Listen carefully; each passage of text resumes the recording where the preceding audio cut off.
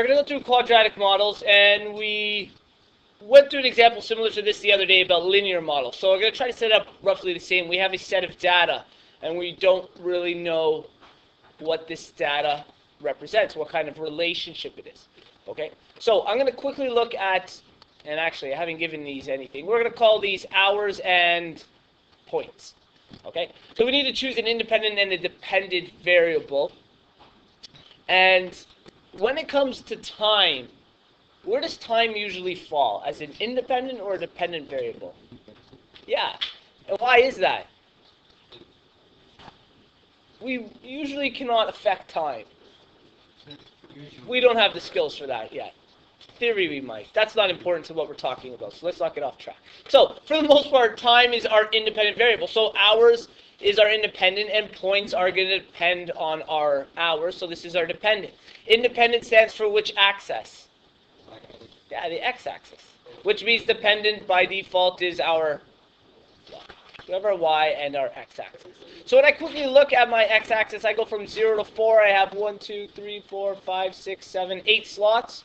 So I'm going to go by 0, 1, 2, 3, 4. Okay? So we set up our x-axis. And my y-axis, okay, so we go from 58 to 250 as our range. Okay? That's a pretty big range, almost 200. Okay, in terms of a range. And we have 1, 2, 3, 4, 5. If I divide 200 by 5, what would I get? Anyone know? 40. So I'm going to go up by 40s, and hopefully that encompasses everything we're doing. Okay, so we're going to go 40, 80, 120, 160, 200. Oh, did I do this wrong?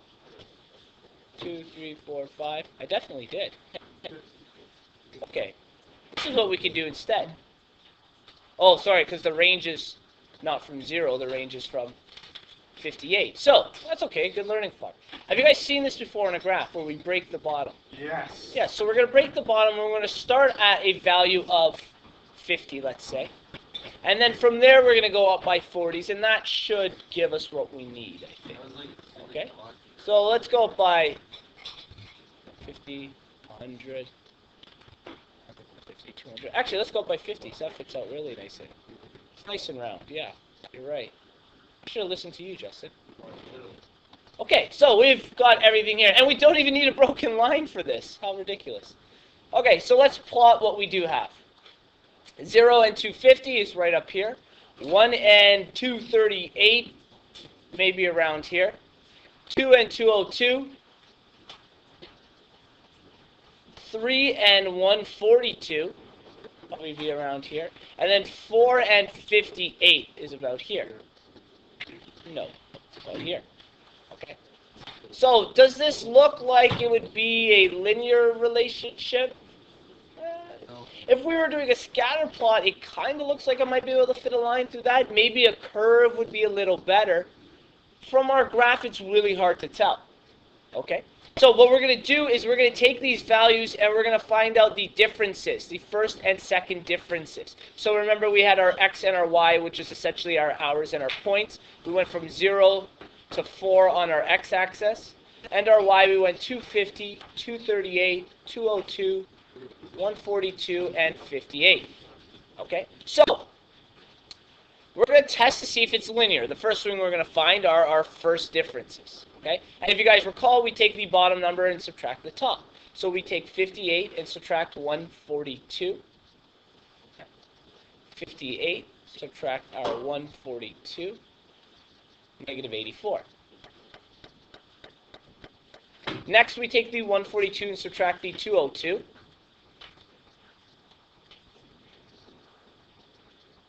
(142) subtract 202.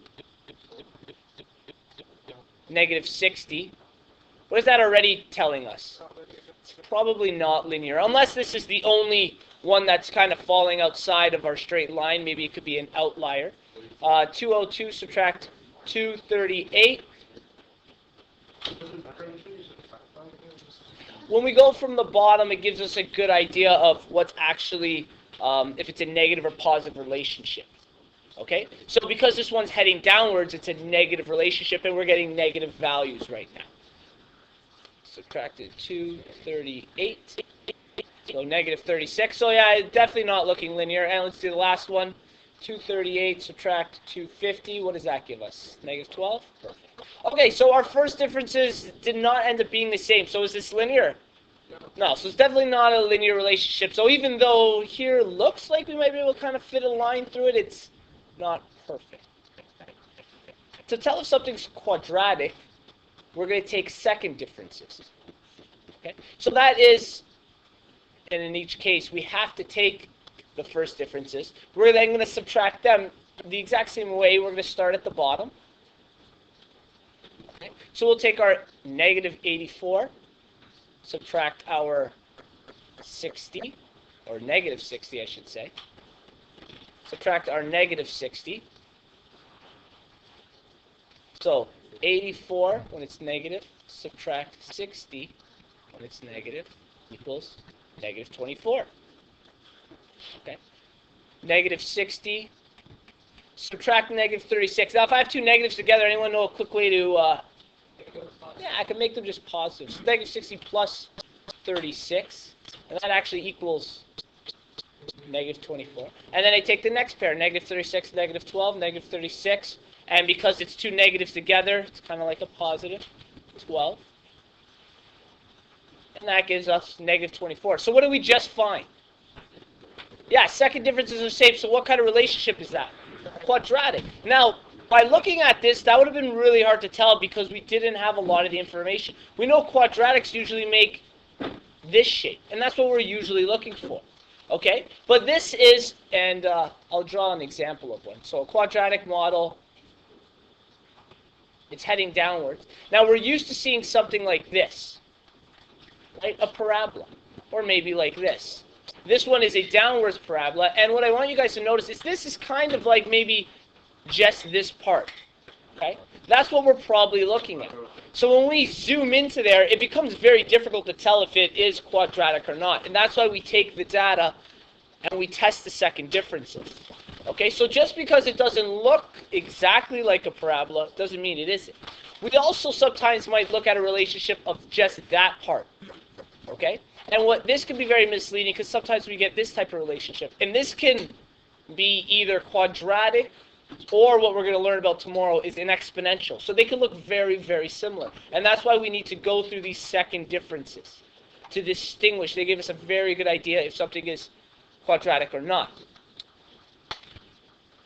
Okay, our second example, we've been given an equation here. Okay, and this equation has three different variables. So what they're going to ask us to do is talk about the relationship or what type of equation we have when we have two different values in four different variables. Okay, and I actually drew those arrows backwards. So what type of relationship is the equation when t is equal to 2? So the first thing we're going to do is substitute a value of 2 in for our t. So I'll do A in red here. So the equation says D, maybe it's a distance formula. It's a half times A. And we're going to replace T with the value of 2. Okay. So when we do this, we're going to simplify this equation. So we have D is equal to 1/2 times A. What is 2 squared? 4. Excellent. So this says, so in this example, we have a half times 4 times 8. And because when we're multiplying, we can multiply in any order. I'm going to just focus on multiplying the constant terms. So what is 1/2 times 4? Does anyone know? 2. So we have D is equal to 2A. Now without graphing this, what type of relationship is this? Linear. How do you know it's linear? Yeah, no exponent really means the exponent is 1. And it might be hard to see, but let's say we replace the D with Y and A with X. Okay. Essentially, we have Y is equal to 2X. And now it's a little easier to see that the exponent is the value of 1. It's linear. Okay. In our second example here, B, do it in purple. They want us to replace the same equation, but this time we replace A with 2. So we have D is equal to 1/2. We multiply a, and then t squared. Okay. Same thing as before, we're going to simplify. So d is equal to, what is 1/2 times 2? 1. And then times t squared. What type of relationship is this? How do we know it's quadratic?